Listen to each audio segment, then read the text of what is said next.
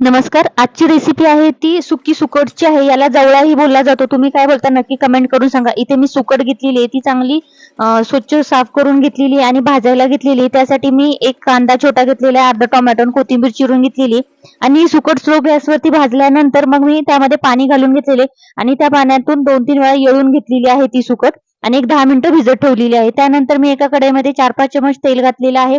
त्यानंतर त्यामध्ये कांदा भाजून घेतलेला आहे. त्यामध्ये हळद, लाल तिखट, गरम मसाला घातला, त्यानंतर टोमॅटो घातला आणि चांगलं परतून घेतलेलं आहे आणि त्यानंतर मग त्यावरती आपण जी सुकट घेतलेली आहे ती घालून घ्यायची आहे आणि चांगलं मिक्स करून घ्यायचंय.